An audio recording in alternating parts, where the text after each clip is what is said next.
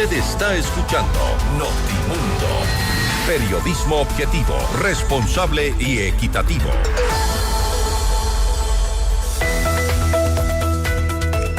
Siete interrogantes forman parte del nuevo paquete de preguntas enviado por el Ejecutivo a la Corte Constitucional para su inclusión en la consulta popular. Esta es la entrevista de Fausto Yepes. Hoy con...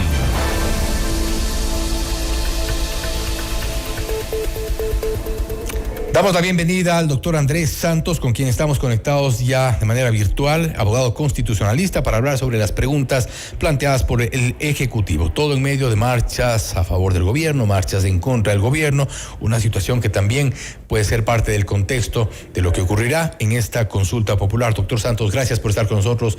Fausto Yepes le saluda, bienvenido. Fausto, buenas tardes, ¿cómo estás? Un gusto estar aquí en FM.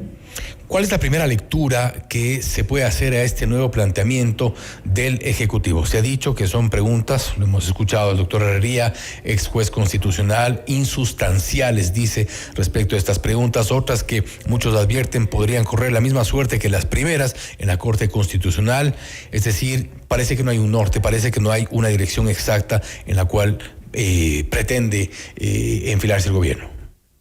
Me sorprende la posición del doctor Herrería, dado que hace menos de un mes, bueno, más de un mes, 2 meses, cuando estaba a la víspera la noticia de una potencial asamblea constituyente, fue uno de los que apoyaba que el presidente podía de manera directa hacer una consulta popular sin pasar por la Corte Constitucional, invocando el artículo 1. Ahora, sorprendentemente, de forma repentina, cambia su criterio y más bien, parece respaldar todo lo que hace la Corte. No, sinceramente no. Creo que las preguntas están muy bien hechas y responden a una necesidad de la ciudadanía. No solo por este gobierno, esta necesidad hemos tenido desde que salió el correísmo en el más o menos 2017, 2018, esta demanda de cambios sustanciales en nuestro país, en nuestra Constitución, etc. Lamentablemente no se ha hecho un proceso de asamblea constituyente. En mi opinión, se tuvo que haber hecho en el primer día de gobierno el año pasado. Pero, bueno, tenemos que pelear con las cartas que tenemos en la mesa. Esa es mi opinión. Las cartas en la mesa, sin embargo, y la segunda parte de la pregunta era si no podrá correr la misma suerte que el primer paquete de preguntas. Y esto tomando en cuenta la posición que tiene la Corte Constitucional, lo que podría ocurrir respecto de las pretensiones del gobierno en cuanto a estas 7 preguntas. ¿No es un riesgo el mandarlas de esta forma tomando en cuenta la posición de la Corte? A ver, el gobierno ya ha hecho una reformulación de algunas de las preguntas. Una de las más sustanciales fue la del Consejo de Participación Ciudadana.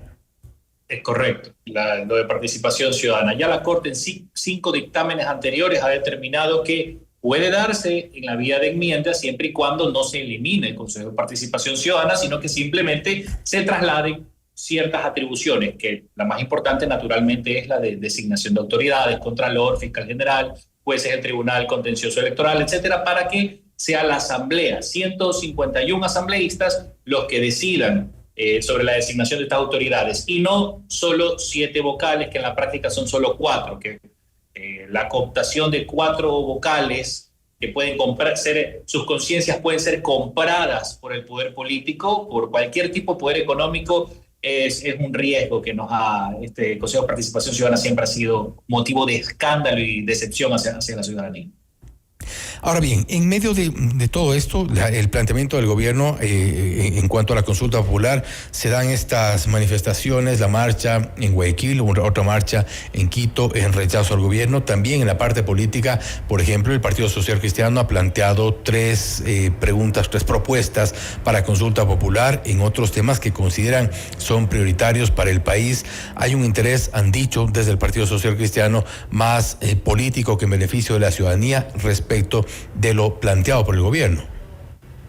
Sí, sin duda alguna pueden incorporarse aún muchas alternativas y preguntas sustanciales, importantísimas para nuestro país, desde temas de seguridad, replantear una pregunta que el presidente de hecho lo intentó hacer en febrero de este año para reformar el artículo 77, numeral 1 de nuestra Constitución sobre la prisión preventiva, ya que nuestra prisión preventiva es sumamente laxa, está hecha, en otras palabras, es una prisión preventiva prodelincuencial, no tiene criterios de aplicación como en países más avanzados como España, El Salvador, Estados Unidos, que los jueces pueden tomar una decisión de aplicar la prisión preventiva cuando consideran que el tipo es un peligro para la sociedad.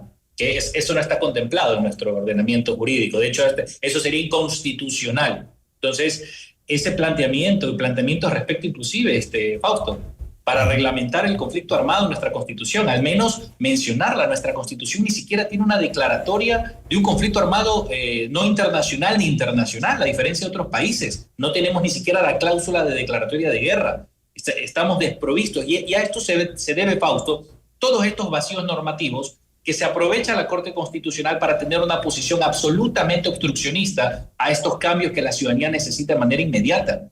Por ejemplo, la suspensión de la ley de solidaridad, y bueno, Dios no quiera que la declare inconstitucional, dejándonos ¿con qué? Con un vacío, porque no tenemos ni ley ni norma constitucional que regule pues el conflicto armado interno. Pero de ahí a que la Corte Constitucional sea la responsable de lo que realmente ocurre, de la falta de resultados respecto de la lucha en contra de la inseguridad, la lucha en contra de las organizaciones criminales, los grupos de delincuencia organizada en el país, hay una distancia bastante grande, tomando en cuenta incluso que sin que medie consulta, sin que medie cambios normativos en el país, por ejemplo, vemos ya un giro de estrategia desde las Fuerzas Armadas para enfrentar este conflicto armado interno. No se ha requerido estos cambios normativos de los cuales tanto se le acusa a la Corte.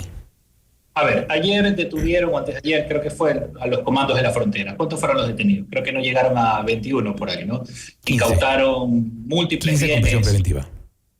¿Verdad, no? ¿Sí se escucha? Sí, le escuchamos bien. 15 con prisión preventiva, le comentaba. 15 con prisión preventiva, fantástico. ¿Cuántos son los miembros de los grupos armados organizados según reportes de inteligencia de la Policía del Ejército? Son 60.000 aproximadamente. Digamos, cifras más conservadoras, que sean 40.000. Fenomenal. Nayib Bukele, cuando en El Salvador esta situación se le desbordó a esa república, ¿qué fue lo que hizo? Decretó un estado de excepción y la Constitución de El Salvador, que es una constitución sumamente punitivista, permitió que el presidente de la República pueda ordenar detenciones sin orden judicial hasta 15 días. ¿Sabe lo que hizo Nayib Bukele? Encerró a nada más y nada menos que 60.000 terroristas en 9 meses.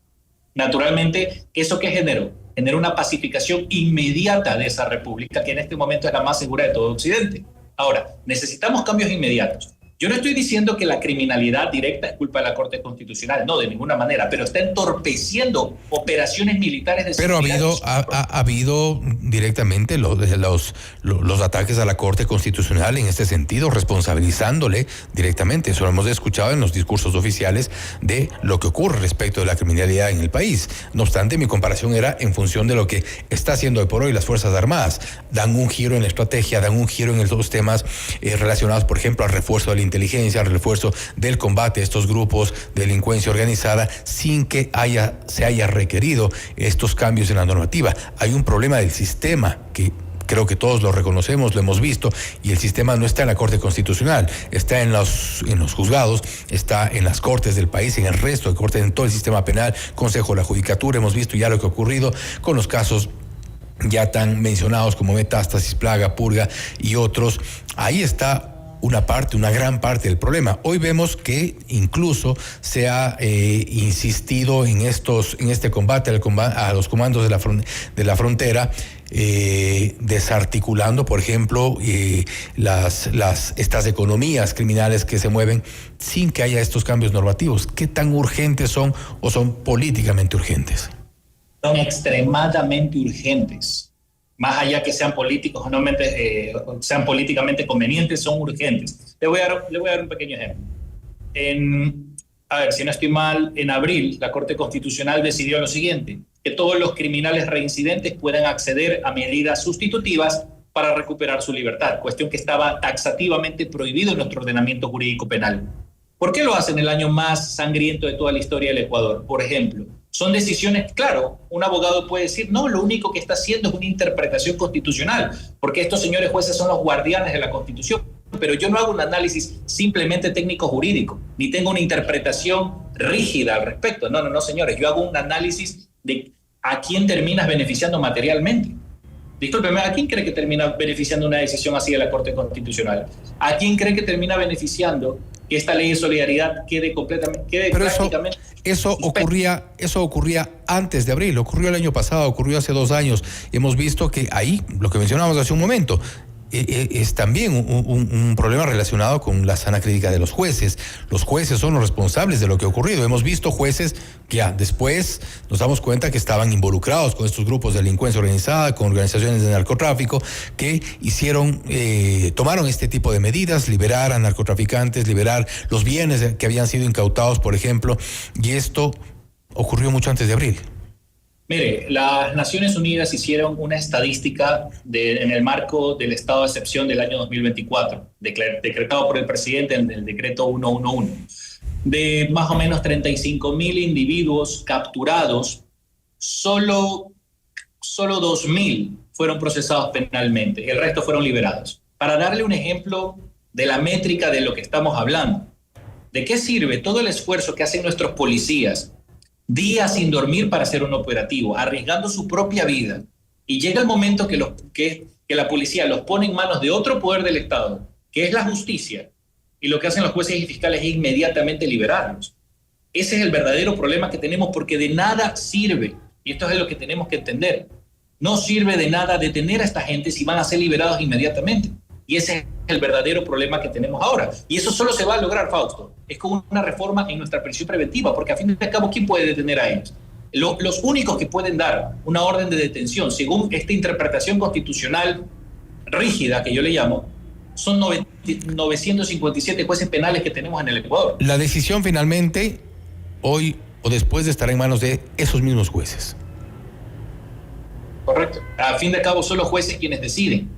Como policía, como ejército, como servicio de inteligencia, tú puedes hacerlo todo, pero al fin de cabo, la decisión de la liberación o no del enemigo de la patria la tienen los jueces y los fiscales. Y es por esta razón que no te parece sospechoso, Fausto, de que la Ley de Integridad Pública disponía sanciones de destitución inmediata a todo juez o fiscal que beneficie con medidas alternativas y sustitutivas a la prisión preventiva a estos criminales. ¿Pero qué pasó? Se declaró suspensa la Ley de Integridad. Es lo que te digo. Podemos entrar en el debate sobre la instrumentalidad de las formas y los supuestos vicios de formas que tienen esta ley.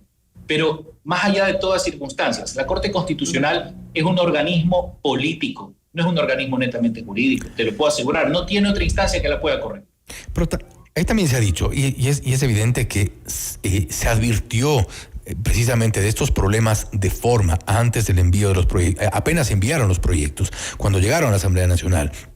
Posteriormente, cuando se trataron en primero o segundo debate, cuando se aprobaron, se advertía ya, por ejemplo, de los problemas que iba a generar en la Corte Constitucional respecto de la unidad de materia. Podían hacer exactamente los mismos cambios de otra forma, bien hechos, que incluso podrían estar ya en vigencia, sin pasar por esta innecesario bloqueo que iba a ser evidente. Lo advirtieron todos los constitucionalistas.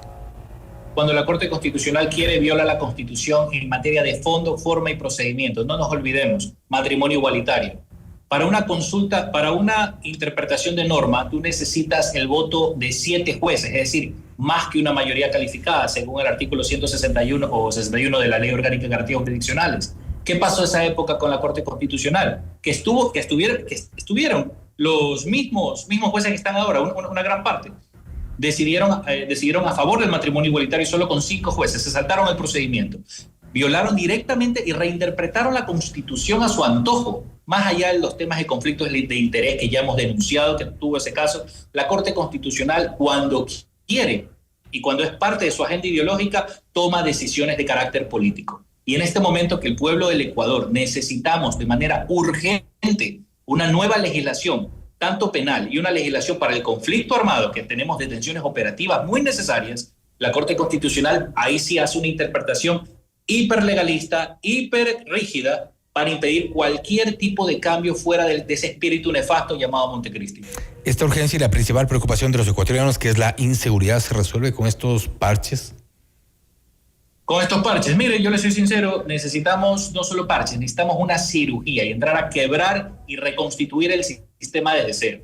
Si usted me pregunta, lo primero que se tuvo que haber hecho, no este año, el año pasado, fue una asamblea constituyente, sin duda alguna. Y no es a eso a lo que estamos apuntando con las resoluciones que advertimos podría tomar la Corte Constitucional. ¿No es allá hacia donde está yendo el gobierno? Mire, sí, a ver, se puede dar un tema de asamblea constituyente, pero yo no soy de la idea, una idea descabellada en imaginar que tenemos que esperar 1 año y medio o 2 años con 3 procesos electorales, que ese es el costo electoral de una asamblea constituyente. Sí, sí lo sabemos, un mínimo 3 procesos electorales. Después de 1 año y medio más o menos, ahí recién me van a decir que vamos recién a tener una ley que permita proteger a la población. No, señores, yo creo que las formas son instrumentales. En este momento tenemos que hacer lo que es correcto en esta altura de la historia, que es proteger a la población con las medidas y las operaciones militares adecuadas para un conflicto armado no internacional que estamos viviendo. Pero tenemos este vacío normativo, Fausto. Esa es la realidad. La ley de solidaridad pretendía llenar ese vacío normativo. Creo que pudo haber sido inclusive esa ley mucho más contundente, de hecho. Para mí es una ley muy moderada todavía, pero aún así la Corte la suspendió. Eso es una postura política e ideológica, para mí, prodelincuencial que tiene la actual Corte Constitucional.